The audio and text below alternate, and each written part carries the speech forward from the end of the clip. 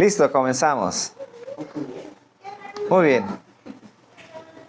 Entonces, hoy, buenos días a todos. Hoy vamos a ver la segunda parte del tema que vimos la semana pasada, que es el servicio de Pablo.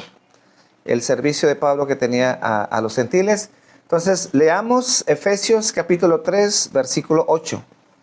Dice, a mí que soy menos que el más pequeño de todos los santos, me fue dada esta gracia de anunciar entre los gentiles el evangelio de las inescrutables riquezas de Cristo y de aclarar a todos cuál sea la dispensación del misterio escondido desde los siglos en Dios, que creó todas las cosas, para que la multiforme sabiduría de Dios sea ahora dada a conocer por medio de la iglesia a los principados y potestades en los lugares celestiales, conforme al propósito eterno que hizo en Cristo Jesús nuestro Señor, en quien tenemos seguridad y acceso con confianza por medio de la fe en Él.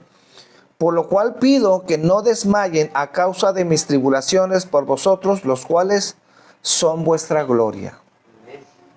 Señor, gracias te damos esta mañana. Señor, ponemos en tus manos este tiempo, esta enseñanza, Señor. Te pido que sea el Espíritu Santo, Señor, que nos enseñe, nos ilumine, traiga enseñanza a nuestras vidas, Señor, pero sobre todo, Padre, que a través de esta enseñanza, Señor, tú seas glorificado, seas exaltado, Señor. Que nosotros menguemos, Señor, para que tú, Señor, tú brilles, Señor, en medio de esta enseñanza, Señor. Que la gloria sea dada a ti, Señor, en el nombre de Jesús. Bueno, la semana pasada comenzamos hablando sobre el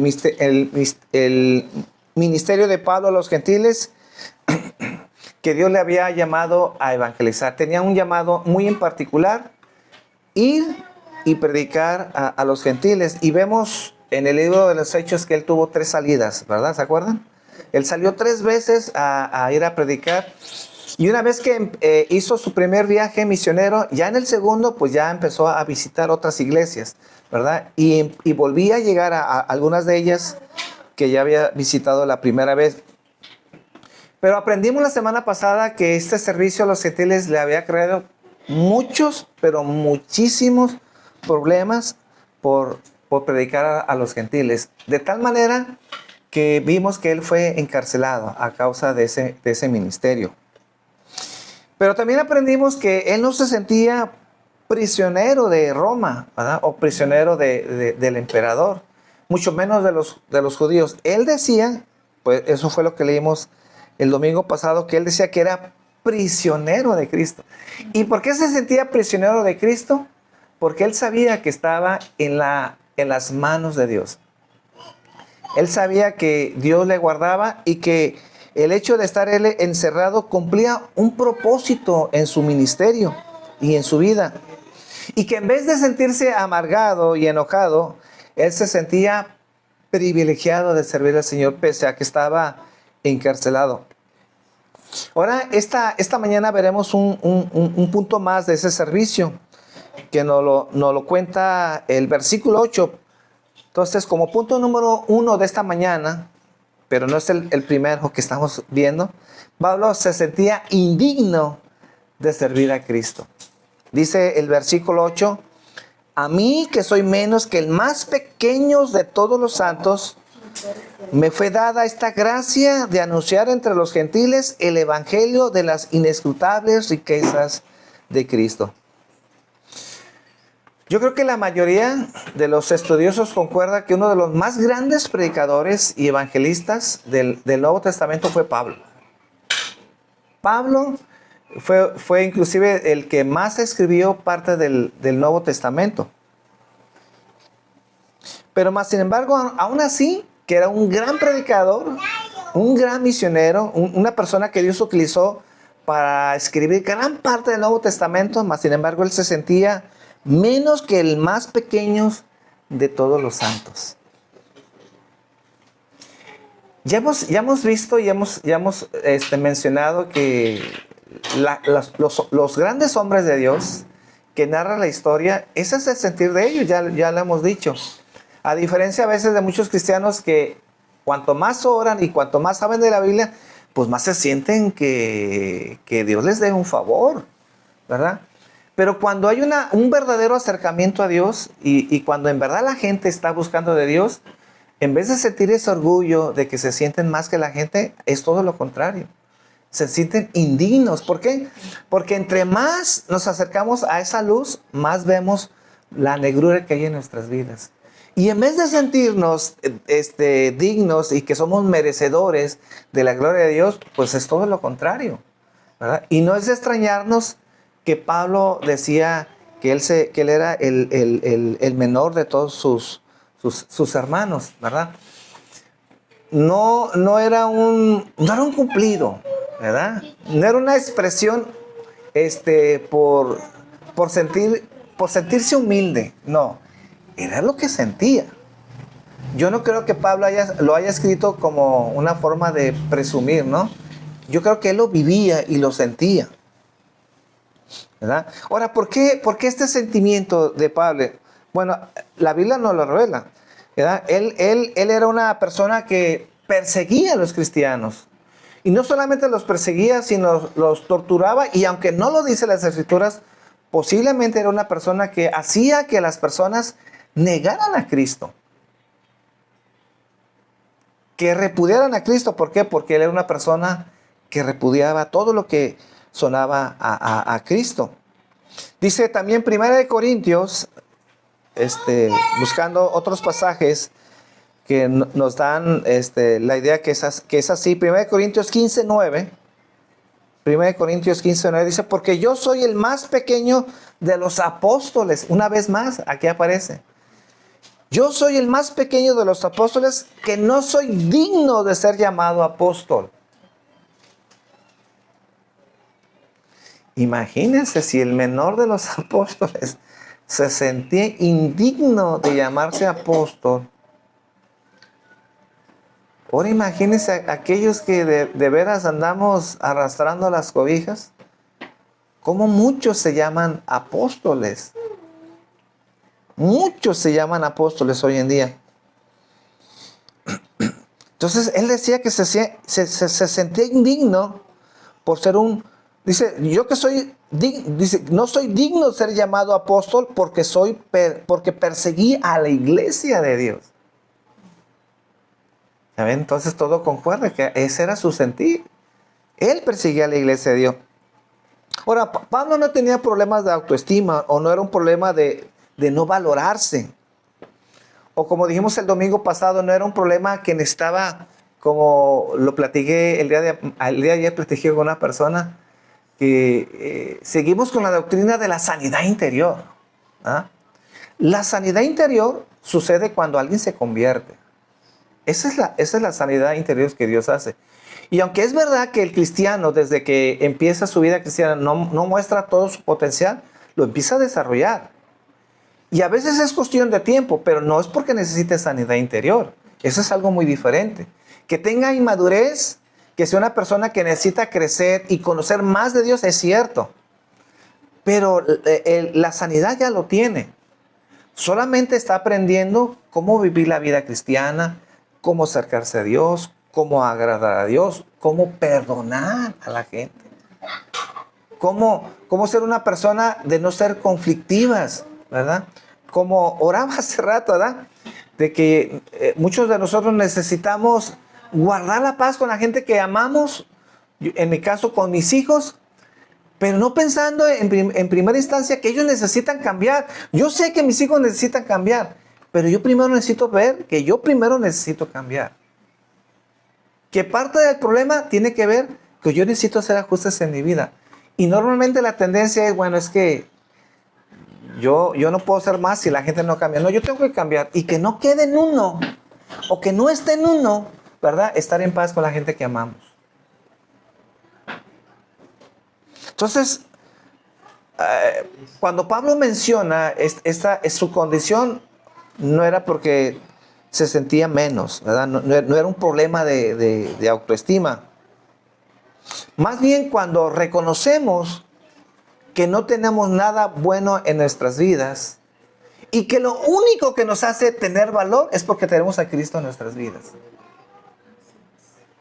Un cristiano verdadero, cuando separamos y decimos, bueno, si quitamos a Cristo de nuestras vidas, ese cristiano ya debe de entender que sin Cristo nuestra vida no tiene ningún valor. Ahora, cuando hablamos de autoestima y de sanidad interior, muchas veces estamos hablando de algo que no existe porque la Biblia no lo aprueba. ¿Qué se habla de sanidad interior o de autoestima? Cuando se habla de autoestima, se está hablando de algo que dice esa doctrina, que el hombre sí vale. Solamente necesitamos encontrar el valor que está dentro de nuestras vidas. Cuando el Señor dice, no valemos nada, no hay ningún valor. Obviamente, cuando nos comparamos entre nosotros mismos, pues sí es muy fácil decir, bueno, mira, pues este es un matón, ¿verdad? Este es una persona irrespetuosa. Entonces, como que sentimos que somos más que otras personas. Pero cuando nos comparamos con Dios y cuando nos comparamos con la santidad de Dios, en realidad no hay nada que se pueda comparar. Porque ya dijimos que Dios nos ve menos que nada. Que no somos nada ante Él. Pero más bien cuando vemos nuestra condición y entendemos que sin Cristo no tenemos nada, es cuando en verdad apreciamos la gracia de Dios. Pues cuando en verdad decimos, Señor, aunque, dice Pablo, aunque yo no soy digno de ser llamado apóstol, qué privilegio el que el Señor me ha llamado a ir a predicar a los gentiles. Yo que fui perseguidor de la iglesia. Entonces él sabía que lo que él tenía era por gracia, no por méritos. No porque era una persona que a lo mejor se expresaba bien o tenía elocuencia para compartir, sino era por la gracia de Dios. Por eso, mis hermanos, les digo esta mañana que nunca hay que olvidar de dónde el Señor nos ha sacado.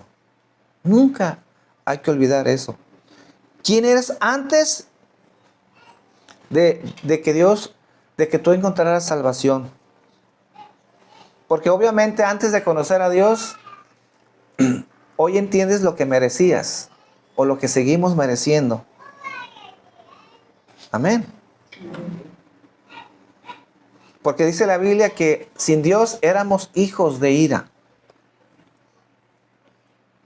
Por eso hay mucha gente hoy en día que sigue siendo enemigo de Dios, que vive en pecado y que en este instante Dios, si Él quisiera, pudiera quitar la vida de las personas. Si Él quisiera, por la dureza que hay en el corazón de mucha gente. Mas sin embargo, Dios no lo hace. Pero si Dios quisiera, Dios lo pudiera hacer. Porque tuviera todo el derecho y toda la justicia para hacerlo. Y Dios no sería injusto. Mas sin embargo, Dios es paciente. Y dice la Biblia, grande en misericordia. Y aunque Dios no ejecute su juicio sobre aquellas personas que viven en pecado, eso no significa, lo aclaro y subrayo, que no estén bajo la ira de Dios. El hecho de que Dios muestre su gracia y no ejecute su juicio en este instante, eso no significa que no estén bajo la gracia, bajo la ira de Dios. Están ahí. Por eso en todo esto yo les digo, es tan fácil amargarse de la vida cuando alguien te hiere, cuando alguien te lastima, cuando alguien te maltrata injustamente. Y olvidamos lo que justamente merecemos. Es tan fácil herirnos que alguien nos lastima cuando olvidamos lo que en verdad merecemos. Entonces, debes de pensar, mi hermano, esta mañana, que alguien por más que te maltrate, todavía se queda corto de lo que en verdad mereces. Por eso, mis hermanos, no hay ninguna herida y no hay ninguna ofensa suficiente para que te alejes de Dios. Dime aquella cosa más cruel que te pueda suceder en la vida, pues no hay nada lo suficiente o una excusa o un pretexto para alejarnos de Dios. Porque aquella maldad, que alguien te hiera, que alguien te lastime, que alguien te robe dinero, que alguien te quite la casa, Pues mis hermanos, si tú crees que eso es injusto, pues todavía no recibes lo que realmente deberías de recibir. Y cuando entiendes eso, ¿verdad? Que no estás recibiendo lo que realmente mereces, entonces alguien no te puede herir tan fácilmente. Pero sucede al contrario. Cuando crees que mereces, cuando crees que tú en realidad no mereces lo que estás recibiendo, eso es cuando más sufres. Y es cuando más resientes las heridas o las ofensas de las personas. Porque no has entendido que ninguna herida que te pueda hacer el ser humano es suficiente para en verdad recibir lo que merece tu vida. ¿Y qué merecemos? El infierno, mis hermanos. Por eso Pablo, cuando entendía esto, podía soportar cualquier adversidad. Mis hermanos, Pablo ya no salió de la cárcel. Pablo ya no salió de la cárcel. No es de que Pablo a los 2-3 años lo liberaron y siguió haciendo su ministerio. Todos sabemos lo que le pasó a Pablo. Al menos lo que dice la tradición. Le cortaron la cabeza. ¿Y por qué Pablo debería estar contento y a gusto por ese ministerio si estaba encarcelado? Si en realidad ya en los planes de Dios ese hombre ya no iba a salir.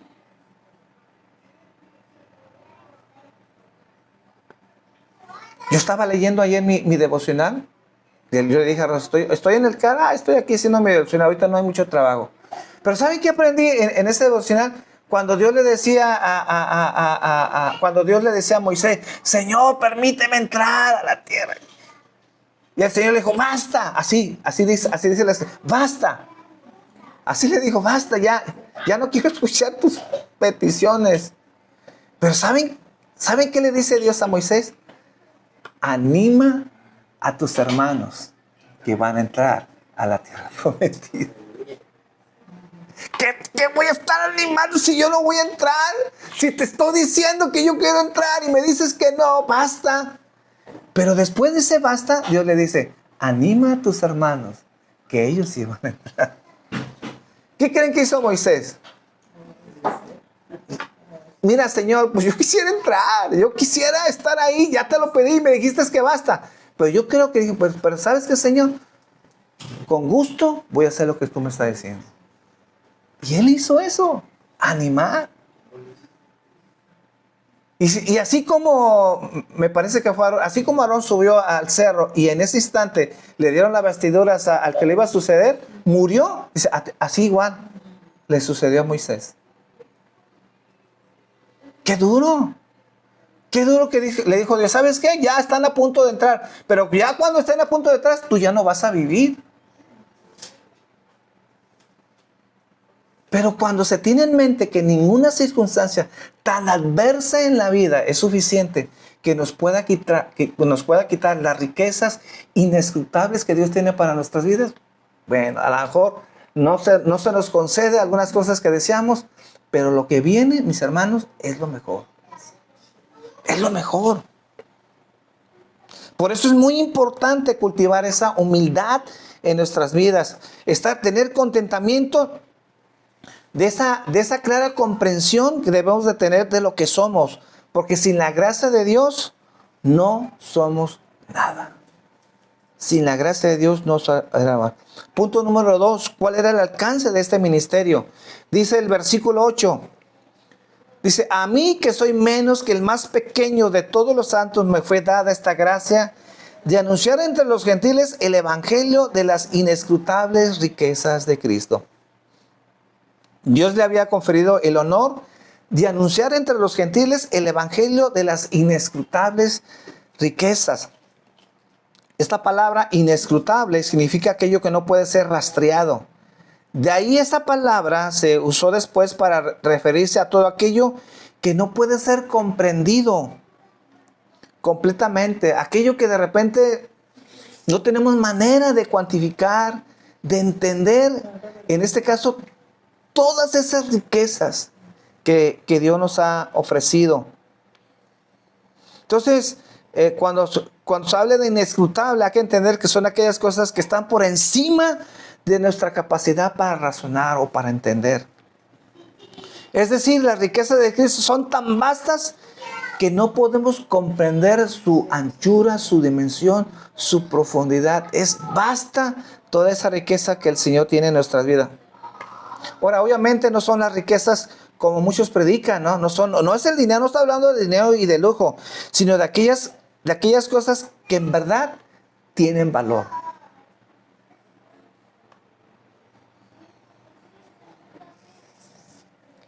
Por eso yo te digo esta en la mañana, si tú eres una persona, o si hay alguien que nos está escuchando, y tiene mucho dinero y no tiene a Cristo, pues esa persona ante los ojos de Dios es un pobre, es un miserable y es un ciego.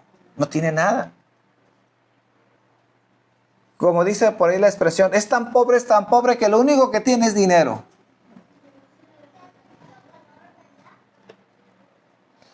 Por eso fuera de Cristo no existe la verdadera riqueza. Todo lo que el mundo nos puede ofrecer es solamente una ilusión pasajera. Algo que sabemos que no va a durar. Entonces las riquezas perdurables que son permanentes y eternas solamente las encontramos en Cristo. Solamente las encontramos en Él. Ahora, el ministerio de Pablo no solamente se limitó a predicar a los gentiles. Ese era su empuje primordial. Pero tenía un alcance más amplio todavía, dice el versículo 9. Y dice el versículo 9, y de aclarar a todos cuál sea la dispensación de los misterios escondidos desde los siglos en Dios, que creó todas las cosas. ¿Se acuerdan cuál fue ese misterio? ¿Se acuerdan que lo predicamos el domingo pasado? Que los gentiles son copartícipes, ¿verdad?, de las bendiciones de Dios. Que la salvación no estaba reservada solamente para los judíos, sino Dios había desde la eternidad planear la salvación de los gentiles. Y aunque no cabía en la cabeza de los judíos, ellos pensaban que era el pueblo, que únicamente Dios los iba a salvar a ellos. Pero cuando Dios empieza a revelarlo y les empieza a decir de esas riquezas que se extendía a los gentiles, pues no fue fácil. Dios tuvo que trabajar en ellos, Dios tuvo que trabajar en Pedro, en esa visión. ¿Se acuerdan cuando en un lienzo le presentó animales inmundos? No, yo nunca en mi boca he comido cosa inmunda. Lo que Dios limpió, no lo llames inmundo. Hablándose, refiriéndose a los gentiles, ¿verdad? Y es por eso que a través de esa visión que él accede a ir a visitar a la casa de Cornelio, me parece, ¿verdad? Entonces no solamente se limitaba a predicar a los gentiles, que era su empuje principal, sino que también sabemos que llegaba a las sinagogas, les predicaba a los judíos y, si me permiten, también hasta a los mismos cristianos. Porque debemos de profundizar en las doctrinas para poder presentar una defensa de nuestra fe. Por eso el consejo de Dios debe ser enseñado completo. A veces no gusta sobre la elección. Para no meternos en problemas, ¿para qué hablamos de la elección? De que Dios desde antes de los tiempos, Dios escoge, Dios elige. Eso no les gusta a la gente. Pero cuando predicamos todo el consejo de Dios, es cuando en verdad entendemos la verdad de Dios y no nos limitamos a nada. Y aunque a veces no me gusten algunas cosas, pues lo tenemos que hablar, lo tenemos que predicar. ¿Por qué? Porque ahí vienen las escrituras. Como me decía mi suegrita, ¿no? Oye, ¿por qué tenemos que leer las genealogías? Oye, ay, sí, digo, yo también no creo que, voy a leer las genealogías y fulano, padre de fulano, tuvo al hijo, y ahí nos pasamos varios capítulos, sobre todo cuando es en números. Miren, si está ahí, y si leemos genealogías, yo les aseguro que hay un propósito. Porque nada es sin un propósito ante los ojos de Dios. Leamos números, aunque leamos muchos nombres, seguramente algo vamos a aprender. Seguramente Dios tiene algo ahí. Y de momento a lo mejor no nos cae el 20. Pero bueno, yo les puedo decir que a mí en muchas ocasiones me ha caído el 20 de esas genealogías. Porque es muy importante a veces entender de dónde vienen las personas que Dios usa.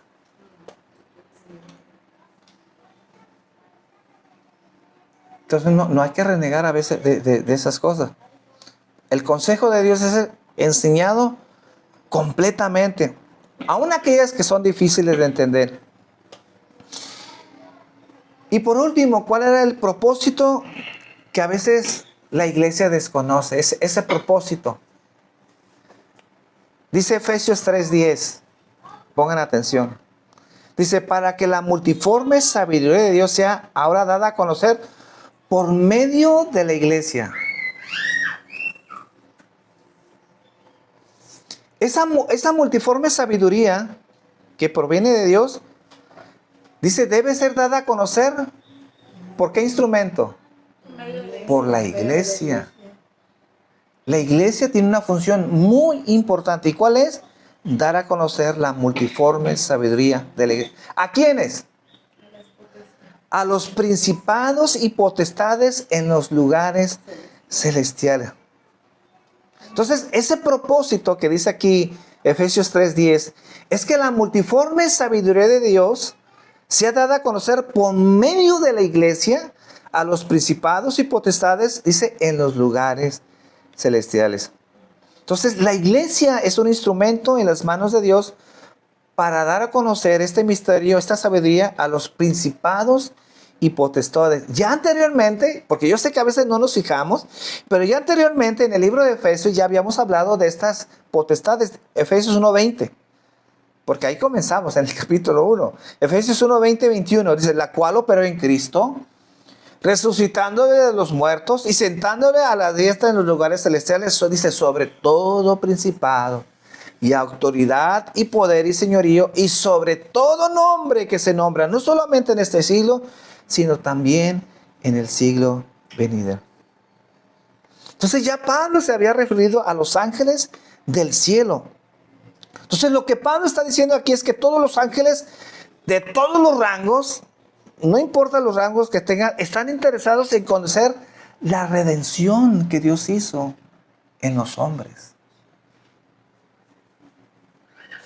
Hay un interés en todos estos ángeles de ver y de conocer cómo Dios ha salvado a su iglesia. ¡Wow! Obviamente que ellos conocen mucho de la gloria de Dios, pero no conocen todo su esplendor y toda su dimensión. Y como ellos estaban limitados en eso, cuando ellos escuchan de lo que Dios estaba haciendo con la humanidad, entonces ellos estaban interesados en ver y en observar lo que estaba sucediendo. Piensen, por favor, piensen y mediten. Ellos al ver la gloria de Dios y estar acostumbrados al ver el esplendor de la gloria de Dios, se enteran de que ese Dios se iba a convertir en hombre. ¿Qué? Los ángeles, ¿qué está pasando? El Dios, lo máximo, el que sostiene sus vidas, se iba a convertir en una criatura.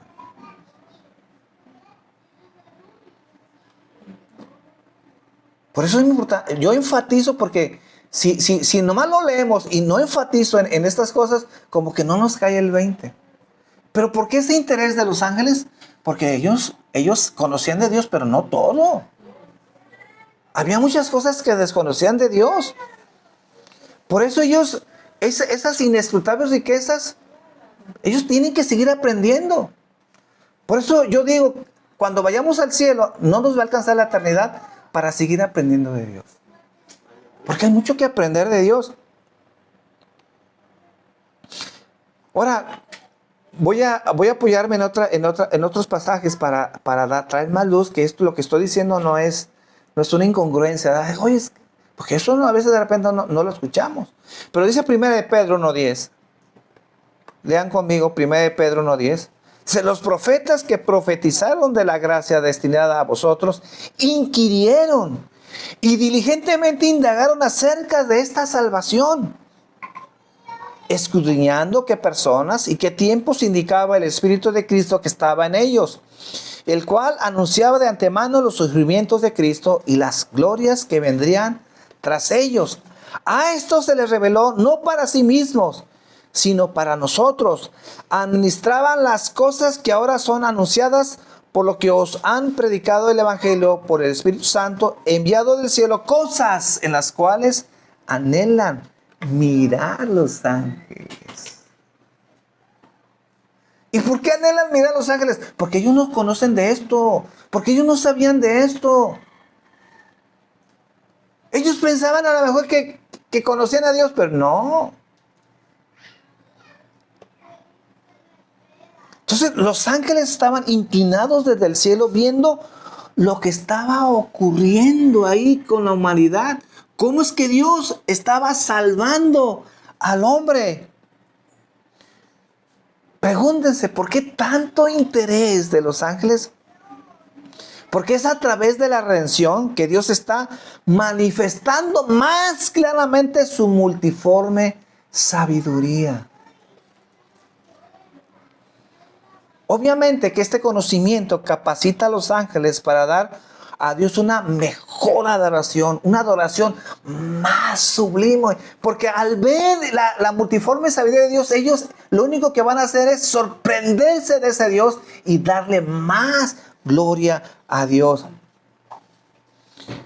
Por eso les digo, mis hermanos, imaginen el impacto de los ángeles viendo a Dios convertirse en hombre, para morir en la cruz por hombres pecadores. ¿Qué? No fue a morir por hombres buenos. Dicen, ¿qué está pasando? Nuestro Dios vino y fue a morir en una cruz para morir por hombres pecadores.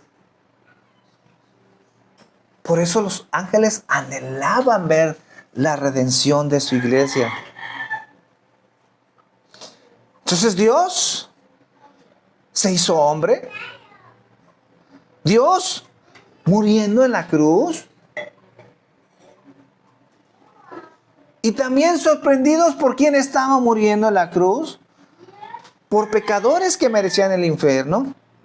Entonces la iglesia no solamente existe para salvar almas, que es algo maravilloso obviamente, sino glorificar a Dios al manifestar esa sabiduría delante de los ángeles. Por eso, mis hermanos, la iglesia no es un fin en sí mismo, sino solamente es un medio para que lograr un fin alto, un fin glorioso. ¿Y cuál es ese fin? Glorificar a Dios. Glorificar a Dios. La iglesia existe para glorificar a Dios. ¿Y en qué forma nosotros manifestamos la gloria de Dios? Cuando hacemos lo que la iglesia debe de hacer. Y no olvidarnos que hay ángeles que están aprendiendo de esa redención, que están aprendiendo de la iglesia y admirándose de ese Dios que ellos tienen. Y lo único que resulta en esa admiración es darle más gloria a Dios. Nuestro Dios se hizo hombre.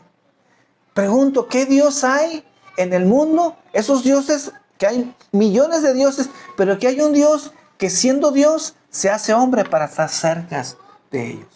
No hay nadie. No existe un Dios que venga y se baje y muera por ellos. No hay. Más que el Dios que nosotros conocemos.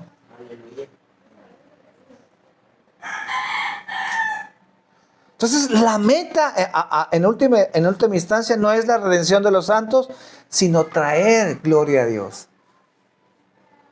Salvarnos es un medio. Pero ¿cuál es el final total de esa salvación? La gloria a Dios.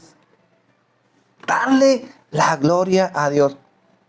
Entonces, los ángeles, por supuesto, conocían la gloria de Dios antes de que que Dios fuera encarnado. Pero al ver la iglesia cómo fue redimida, entonces eso los deja maravillados.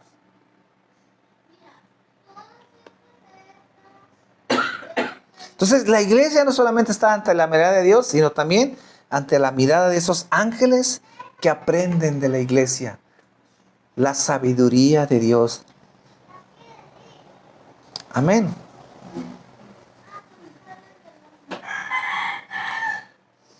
Ya estamos terminando. Dice versículo 12. Entonces vamos a ver que el versículo 12 se refiere a Cristo como la fuente de nuestra seguridad. ¿A dónde tenemos que ir cuando tenemos un problema? A Cristo.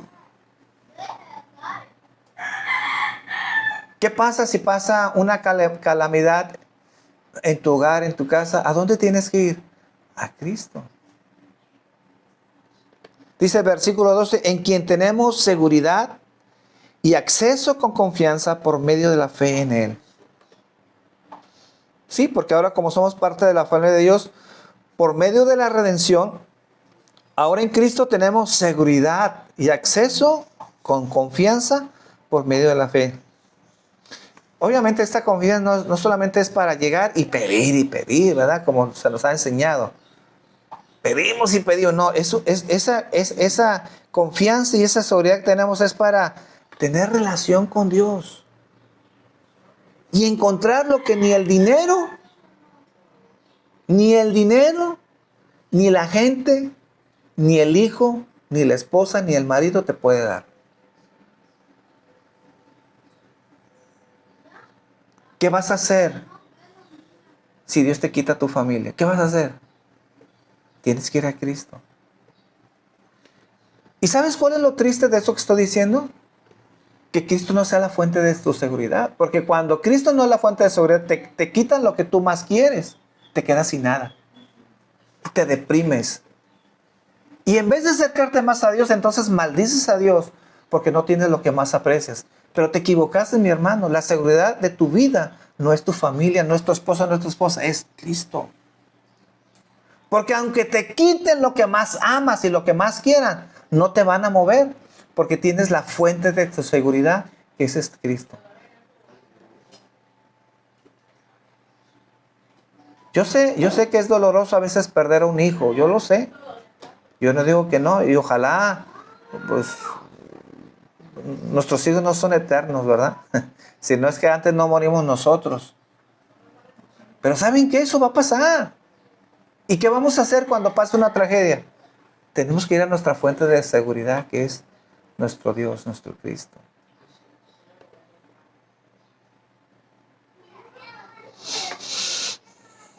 Y dice el versículo 13, por último, Pablo les anima a no desalentarse a causa de sus prisiones. Dice, a causa de ustedes. Estoy en prisión a causa de ustedes porque quise predicarles el evangelio. Dice versículo 13, por lo cual pido que no desmayen a causa de mis tribulaciones por vosotros, los cuales son vuestra gloria. Les decía Pablo, no se desalienten porque yo me siento honrado por sufrir por ustedes. Y obviamente que de esto tenemos que aprender de Pablo, de sentirnos privilegiados en la posición en la cual Dios nos ha colocado. Unos a predicar a los gentiles, otros a ser ministros, otros para tocar un instrumento, y otros no van a tocar instrumentos ni van a ser diáconos, pero van a trabajar en una empresa, y otros no van a trabajar en una empresa, otros se van a dedicar en su casa. Pero ya dijimos el domingo pasado, no importa dónde estés, tú donde estés tienes que darle gloria a Dios.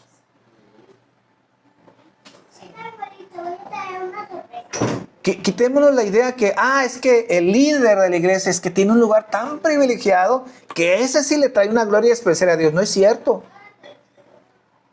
Si su misión es atender su casa, bueno, usted le da la misma gloria que un líder, que un pastor, que está ahí, que está predicando la palabra del Señor. No es menos ni es más. ¿Por qué? Porque es el lugar en donde Dios le ha puesto. Entonces los pastores no tienen una entrada especial con Dios, como muchos creen. ¿No es cierto? Todos somos uno, somos una iglesia, somos un cuerpo. A uno les toca hacer ojos, a otros les toca hacer orejas, pero todos somos el cuerpo. No hay miembro especial. Lo que sí es cierto es, como dice, hay unos que son más honrosos que otros, pero no más importantes. Nos pueden chulear los ojos, pero no el dedo gordo del pie. ¿Verdad? Pero quítese el dedo gordo del pie y a ver si se puede sostener. Pierde el equilibrio. Es necesario, es importante, pero nadie lo alaba.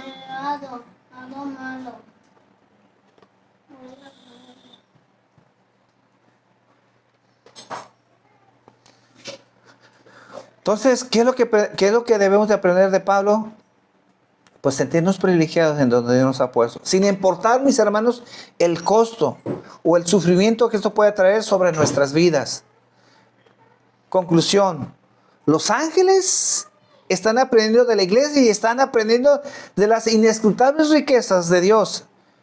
Pero ¿cuántos están perdidos de no conocer las riquezas que nosotros tenemos? Si los ángeles están ahí aprendiendo, están atentos, ¿cuánto más nosotros, mis hermanos? ¿Cuánto más nosotros? ¿Y sabes cuál es una manera de perdernos de esa riqueza, de no entender lo que tenemos? Pues cuando dejas de leer la Biblia. ¿Se acuerdan de aquella famosa ilustración que ya es muy conocida? De aquellas personas que les regalan unos boletos en un crucero y que compran despensa y atún y sardina y a la hora de la comida ellos se iban a su cuarto, abrían sus latitas y de ahí se comían.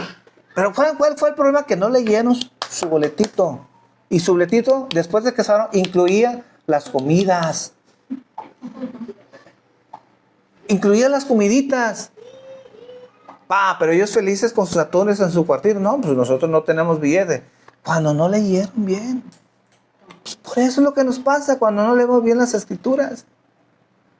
Nos perdemos de esas riquezas que Dios tiene para nuestras vidas. Y obviamente la manera en que nosotros adoramos a Dios y en la manera en que servimos, se puede ver nuestro acercamiento con Dios. La manera en que te enfrentas a los problemas. Unos castigan a Dios. ¿Y qué dicen? Hay una persona que algunos de ustedes conocen, no voy a decir el nombre. ¿Cómo está? Me da mucho gusto. Y como sé que ya no iba a la iglesia de donde yo iba. Oye, ¿y dónde te congregas? Yo no me congrego. ¿Cómo? Ni me congrego y ni creo en Dios. ¿Qué no sabes? Me dijo. No sé. ¿Qué pasó? Pues yo le pedí a Dios que no se llevara a mi esposa y se la llevó. Bueno, y sí, pues sí me impactó porque no sabía que había muerto su esposa. Una persona que nosotros convivimos, que hicimos, fue cercana a nosotros. Pero él ya no seguía a Dios.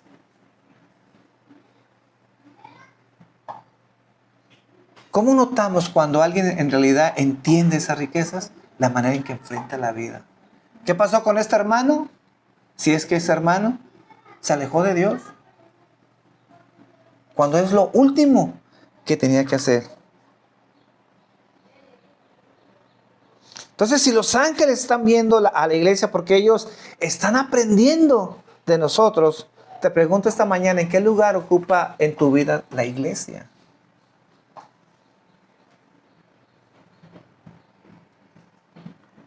Yo me encontré con un hermano que amo, que estimé mucho, que lo sigo extrañando. Pero una de las cosas, de las primeras pláticas cuando tuvimos ese reencuentro después de muchos años, fue, ¿y en dónde te congregas? No, yo no tengo necesidad de congregarme. Bueno, pues todas mis pláticas, después de este tiempo, que fueron bastantes, fue la necesidad que él tenía de congregarse. Pero ¿saben qué, mis hermanos? Acaba de fallecer. Él ya no pudo congregarse después de muchos años. Él ya no pudo regresar a congregarse. Yo no estoy diciendo que se condenó ni mucho menos. Pero a veces dudamos, o a veces yo llego a dudar, de esa gente que tiene años sin congregarse y decir que es salvo. En mi limitado conocimiento, y como yo no soy Dios, a mí me hace pensar que a veces esas personas no entienden la salvación, o no han tenido salvación. Por eso le pregunto esta mañana, ¿qué lugar ocupa la iglesia en tu vida? ¿Estás poniendo tus dones y talentos al servicio de Dios y al servicio de los demás? Por eso nadie puede decir que está creciendo en su amor con Cristo si no está creciendo con su amor con la iglesia. Es un reflejo de nuestro amor con Cristo, nuestro amor por la iglesia. Por eso Cristo obviamente no nos está ofreciendo la riqueza de este mundo que perecen. La riqueza que Cristo ofrece son las que continúan después de la vida. ¿Qué son las que la gente no quiere? ¿Qué es lo que la gente quiere? No, yo sí quiero a Cristo, pero quiero las riquezas ahorita. El carro, la casa, el vivir bien, el vivir como hijos de rey, porque así están predicando hoy en día. Pues la gente no quiere las riquezas que perduran. No están interesados en eso. ¿Y saben qué es lo que pasa? Que en vez de poner la mirada en las cosas de allá, en las cosas del cielo, están poniendo en las cosas materiales. ¿Y cómo medimos la fidelidad de Dios? Pues en la medida en que tengas. Si Dios da, es que Dios es bueno. Y si no da, pues Dios es malo. ¿Por qué seguir a Dios? Un Dios que no nos da, un Dios que nos bendice. Porque no ven aquellas cosas, no valoran aquellas cosas que son eternas.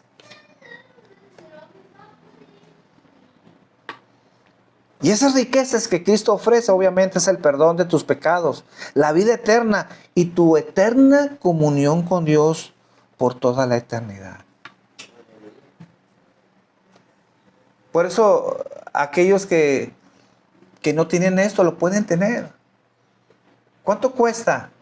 ¿Cuánto cuesta obtener estas riquezas inescrutables? Sus bendiciones. Esas bendiciones que no son temporales. ¿Qué es lo que cuesta? Nada. Lo único que pide Dios es acercarnos, pedirle perdón, arrepentirnos de nuestros pecados. No importa cuántos pecados hayamos cometido. Si te acercas a Él y le pides perdón, Dios puede perdonarte. Padre, esta mañana queremos darte gracias, queremos honrarte, queremos glorificarte, Señor. Tú eres un Dios grande, tú eres un Dios maravilloso. Señor, como iglesia entendemos que tenemos una gran responsabilidad, Señor. Estamos siendo vistos, Señor, aún por los ángeles, Señor, que se admiran, Señor, de toda esta redención, Señor, hecha por nuestro Dios. Un Dios que se humilló a sí mismo haciéndose hombre, Señor. Y no solamente se hizo hombre, se hizo servidor de los hombres. Aún más que eso, Señor. Y eso sorprende a los ángeles, Señor. Porque ellos nunca habían visto eso. Tal vez ni pasaba por su cabeza que un Dios pudiera ofrecer su vida por un gusano. Yo creo que están maravillados los ángeles de ver, Señor, cosas que sin imaginaban que Dios pudiera hacer. Cómo es que Dios utiliza su sabiduría para salvar al hombre pecador. Y nosotros, Señor, que somos los beneficiarios, Señor, a veces despreciamos. Dejamos de valorar todas esas riquezas, Señor. Que medimos la bendición en las cosas materiales, Señor, y no en las cosas que son eternas. Señor, ajusta nuestras vidas, Señor, ajusta nuestras prioridades. Que esta mañana aprendamos a correr a ti, Señor, que eres nuestro refugio, que eres nuestra seguridad, Señor. Que tenemos ese libre acceso con confianza, Señor, para estar contigo, Señor. Que aunque a veces las adversidades son complicadas, son difíciles, Señor, solo en ti encontramos refugio, Señor. Muy en especial para aquellos, Padre, que están pasando tiempos complicados. Aquellos que no te tienen en su vida, Señor. Aquellos que no tienen esperanza, esta mañana, Señor, tú puedas hablarles, Señor, puedas tocar sus corazones. Que si ellos vienen rendidos a tus pies, Señor, reconociendo su maldad, Señor, que separados de ti nada podemos hacer, Señor. Y que en verdad, Señor, nuestra vida no tiene valor si no te tenemos a ti, Señor. Nuestra vida puede cambiar, Señor, puede ser diferente cuando entras a nuestras vidas, Señor.